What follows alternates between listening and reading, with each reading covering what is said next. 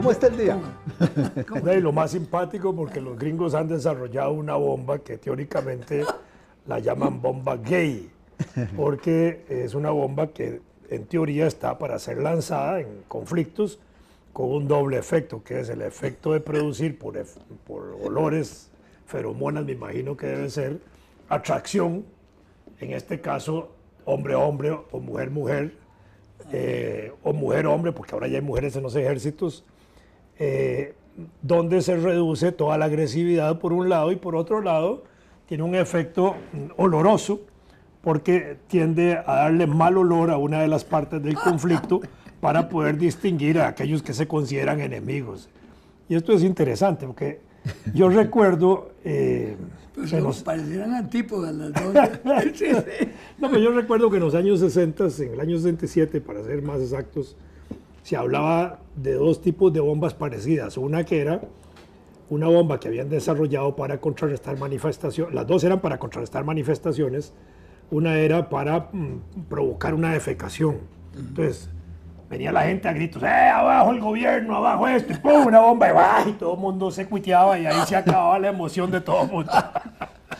Y la otra bomba que habían desarrollado era para provocar risa, que tenía el mismo efecto, donde uno venía todo calenturiento, abajo el gobierno, pum, abajo tal cosa, y terminaba uno muerto de risa. ¿Sabes que me acuerdo de Tacho Yo Viejo? siempre estaba preocupado en las marchas estudiantiles de la época que nos aplicaran esas bombas a nosotros. Uno imaginaba muerto de risa y cagado, literalmente. Una manifestación de mujeres. Ahora con esta otra. Con Tacho Viejo. Había una manifestación de mujeres en Managua grande, ¿no? Y entonces sus asesores le decían, don Tacho, general, usted tiene que meter la fuerza. No, son mujeres. Y entonces les ordenó a todos los guardas que fueran a besar.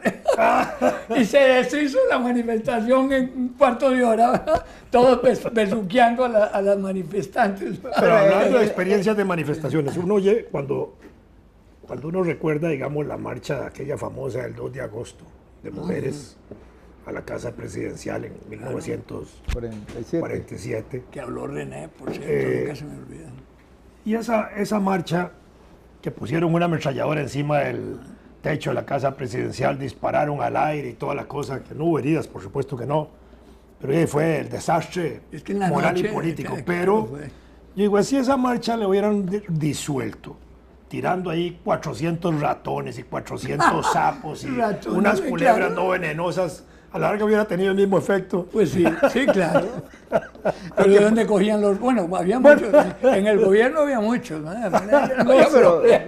Pero claro, hubiera sido un efecto. Con claro, suficiente tiempo los habrían criado, ¿no? Son tan rápidos. Claro. La universidad todavía no tenía un buen laboratorio de ratoncitos blancos ni grises. En la mitología griega, en la tradición griega, a lo mejor eso no es mitológico, pretende ser histórico. Hay un caso de un grupo de combatientes tebanos, creo que eran 300. ¿Los 300 espartacos? Bueno, no. Fue en Esparta. No. Bueno. No. Los 300 de Tebas es una... otro. Perdón, es que es otra película. Sí, uno es de Tebas y otro de Tevienes, ¿no? que eran integrados, ese grupo de combatientes estaba integrado por parejas de hombres. Eran parejas de hombres. Sí.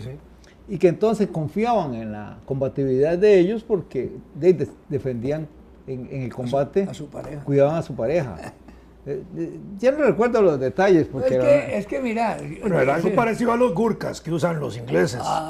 Porque los gurkas eran, digamos, con preferencias homosexuales, ¿verdad? ¿de verdad? Claro, los usaron en las Malvinas. Sí, yo sé, pero no ahí sabía. metieron una tropa gurkas con derecho a violar hombres, que fue uno de los problemas que tuvo el ejército argentino de la gente que estaba en las Malvinas. Y que parte de la humillación que sufrieron los soldados fueron que fueron violados por los gurkas, con autorización inglesa.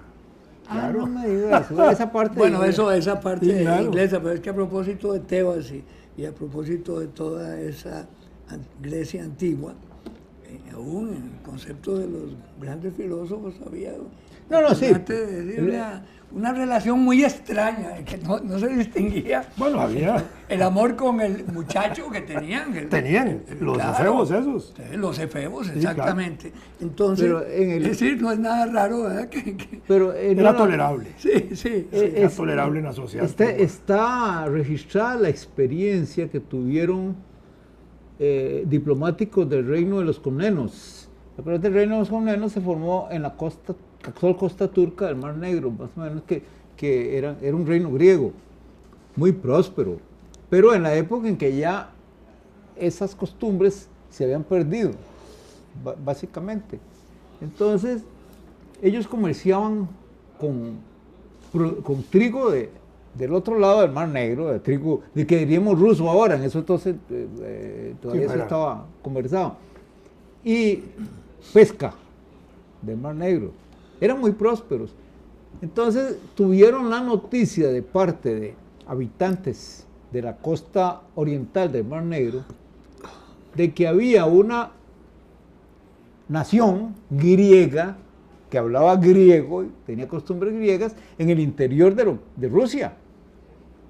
Entonces, claro, Sí, en el interior de Rusia. En el interior de lo que... De lo que es Rusia, pero el antiguo territorio. Sí, es decir, que era gente que no estaba relacionada con la costa, con el mar, pero eran griegos, entonces, claro, se interesaron en el asunto. Obviamente, ¿cómo son unos griegos? Una tribu griega perdida ahí, y efectivamente la encontraron. Óyeme, perdóname, es que inclusive en el aspecto religioso, todo ese sector religioso de Rusia tiene una extracción griega. Sí, bueno, sí, pero digamos, claro. Pero es como nosotros tenemos una extracción católica porque pero digamos que el punto es que era gente que hablaba griego. Sí. Acuérdate, eso era fundamental. Entonces, estos, los Comnenos enviaron esa delegación diplomática a encontrarse con los primos. Eso lo haría cualquiera. Sí, claro. Y cuando llegaron, se encontraron con que hablaban un griego muy arcaico. La ruptura de ellos con el resto de Grecia era muy antigua, pero se entendían.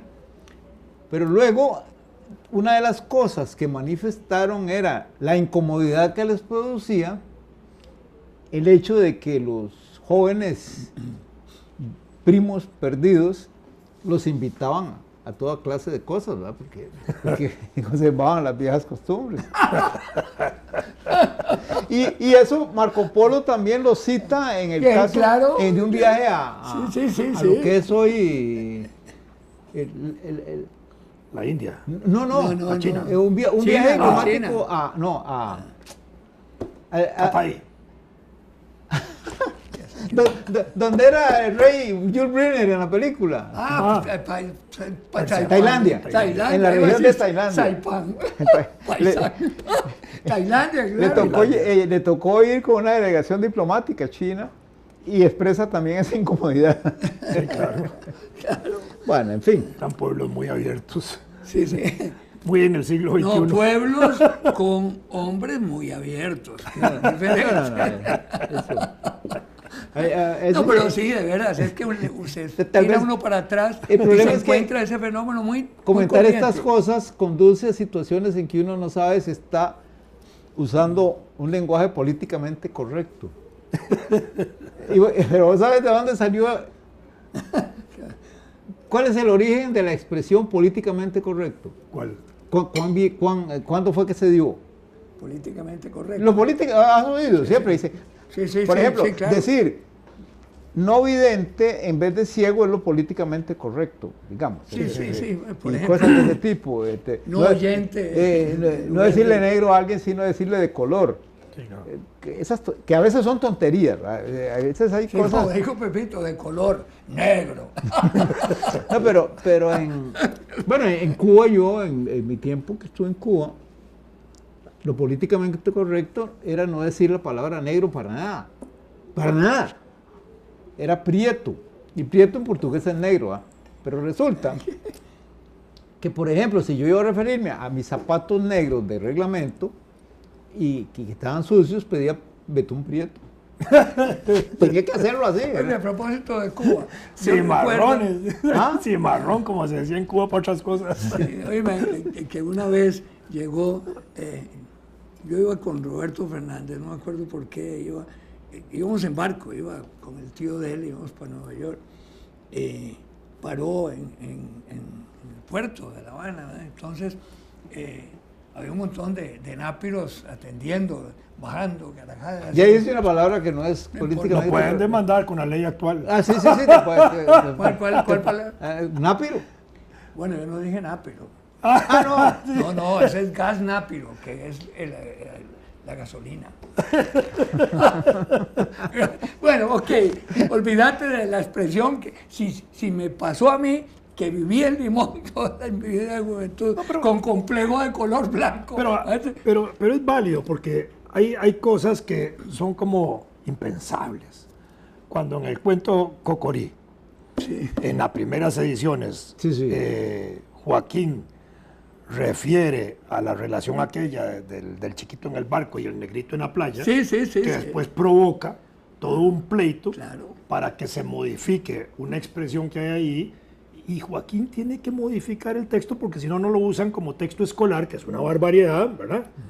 Yo después pensé, pero si eso es una obra histórica, en un tiempo histórico, en una época en que hay ciertas condiciones y que eso es lo que hay que entender, y Tú quien sabes explica que- el texto a los estudiantes tiene que contextuarlo. Claro. Yo, por ejemplo, una vez en Pekín, en 1977, que acompañaba yo una delegación de diputados, Pekín todavía no se había abierto al mundo prácticamente, era una ciudad cerrada y la China estaba cerrada, entonces cualquier extranjero era notorio, visible y escandaloso. Y entonces nosotros, por ejemplo, salíamos del hotel y empezábamos a caminar por la acera, y cuando uno veía eran miles, pero no exagero, si digo que miles, eran miles de chinos detrás de uno ahí viéndolo y lo señalaban a uno, ¿verdad? Entonces se reían. yo me volvía a tratar de darle la mano a alguno y se quitaban el tiro y toda la cosa, ¿verdad? Pero cuando salíamos, digamos, los blancos Seguro occidentales, creían que era Gurka. pero cuando salíamos los blancos occidentales y salían negros africanos, nosotros desaparecíamos del escenario, todo el mundo se iba atrás de los negros. Y yo entendía claramente aquella expresión de Cocorí en ese sentido, ¿verdad? Porque era todavía más extraño ver un negro que ver un blanco, ¿verdad? Deseado Barbosa, que era diputado en esa época, por ejemplo, le aterrorizaba a la multitud. Y él no podía, él se sentía asfixiado ahí, rodeado de chinos, no salía del hotel. Se sintió Pero demasiado deseado. Pero, oíme, pero cuando salían los terminé- negros, él salía feliz. Oíme, no terminé el cuento del barco, ¿verdad? Empezaron a descargar y iba un monseñor ahí, no me acuerdo de dónde. Jiménez. No había nacido. Barrancas. Estoy hablando de hace años, ¿verdad? Y entonces estaba viendo así, recostado, y uno de los negros y el otro diciéndole también: oye, el del gorro rojo, no se come mierda, de campo ahí, que estamos trabajando, no se come mierda. Y el viejo no halló qué hacer, se fue para adentro al Pero esa es una monseñor. palabra que. Me acuerdo que. Es muy corriente, ya. O sea, come mierda de campo Sí, para abajo. No le veía la sotana, solo veía el gorro. esa palabra es totalmente, ¿cómo se llama? Es expletiva, como dicen en inglés, sí, no significa nada. Sí, así es, claro. Pero para el pobre viejo. El claro, mentonazo de madre tampoco, claro, ya. sí. La Corte llegó a establecer hace muchos años El hijo de tal. una resolución diciendo que eso ya no era ofensivo. Claro. Nada más había que ver el tono en que se Pero, decía. oíme, en El Pero era tan Salvador, uso común en que... El Salvador me regalaron a mí un libro que se llama Los 10.000 hijueputas salvadoreños, así, Ah, bueno, sí. para demostrar cómo a veces es un elogio. Sí. Qué hijueputa más bueno ese. claro. Qué clase fue puta más en inteligente. el fútbol. Que esto, y viene la cita, hasta que viene ya lo peyorativo. Y termina, el peor es un hijo de putilla. Pero oíme, 1.000 hijo de puta, así se llama el libro. Pero, Allá claro, es corrientísimo. Deberíamos reproducirlo aquí. pero eso lleva otra vez, bueno, el tema de lo que se acepta que se diga en la colectividad, ¿verdad? Que es cuando en ciertos casos pues se habla del PC, no del Partido Comunista, políticamente correcto. El PC ni tampoco la computadora. Pero, pues, ¿sabes qué? Esa expresión, ese concepto de lo políticamente correcto data del año 1793. ¿No? Eso. En la revolución. Uno piensa que eso en Estados ¿Eso dónde fue? ¿En Francia o en Estados Unidos? No, en Estados Unidos, en uno de los... En Oregon, no, Oregon no era estado todavía, en uno de los estados De las occidentales. 13 colonias ya independientes. Georgia, creo. Resulta que un juez, resolviendo un caso de un fulano contra el estado de Georgia, dio un fallo. Y ese fallo contiene la advertencia de que decir en un acto público, yo no se da cuenta de qué viene, acto público, un brindis por los Estados Unidos no es políticamente correcto. Lo que se debe hacer es brindar por el pueblo de los Estados Unidos. Eso sí es políticamente correcto. Eso sí es políticamente correcto. No, pero ahí es la primera vez. Bonito. Y uno diría, eso es del siglo XX. No, vea qué viejo que es la idea esa. Sí. Políticamente. Claro, en ese caso es muy clarito y uno le encuentra sentido, porque el Estado es una institución entelequia, abstracta. es un Y instrumento. éticamente correcto. Ah, bueno, eso es otra historia. Bueno, contámela. No, porque yo soy, no, lo de política. Preguntamos si existe. Claro que Éticamente existe. correcto. Éticamente correcto. No, lo que, por ejemplo... Será nuevo eso. No, por también. eso sí existe. que para como práctica. decir que esto es una broma casi, pero que alguien afirmó que es en un juicio, para decir que una mujer sobre la que está dando testimonio es prostituta, es horizontalmente activa. ya eso es como la imbecilidad. Bueno, no, ya hay. En Colombia, en Costa hay hasta Rica una hay una canción. famosa sentencia de un juez, creo que era de Pérez Celedón, Aquel famoso contra el muchacho. Esa, que buenísima. se produce. ¿Cómo? Hay una sentencia. Yo la leí, hay- entonces no te acordás. A nosotros nos la leían Hugo Porter, el Claro. juez, Sí, nos la cierto. leía en la escuela de Que Derecho. Beto dijo que eso era una barbaridad. Yo No, creo- no, yo- no, no, está bien, pero es una yo no me acuerdo. sentencia famosa Sí, en famosísima. que hay una violación, un estupro, ¿verdad? Y entonces el juez manda a hacer un examen físico de las dos partes los afectadas, contendores. del hombre y de la mujer. Y a la hora de reseñar la sentencia, porque había que hablar de las armas que se habían usado, ¿verdad? en el juicio, como un juicio penal, el juez dice, refiriéndose al hombre, dice, y el hombre tiene, digamos, un órgano que el suscrito juez se desearía para dominguear. Para dominguear. Sí. Ah, sí. No, pues, no, dice una energía de un muchacho, de un mozalbete, de energía que el suscrito juez se desearía para dominguear. Pero yo, ahora... Sí, yo la tengo, esa sentencia. Yo famosa. recuerdo... Pero, perdón, yo la leí aquí porque a mí me hizo mucha gracia. Y Beto se ofendió.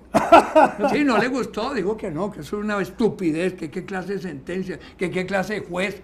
Ah, bueno, Pero, es yo, otra cosa. pero yo había entendido que era de San Rafael, de San Isidro de Heredia. ¿Hay un San Isidro en Heredia? No sé. No sé, en esa época no. Es Por una- alguna es una razón, sentencia pero vieja. bueno, no importa. Eso, igual da que fue hubiera sido en Vladivostok, que es muy divertido.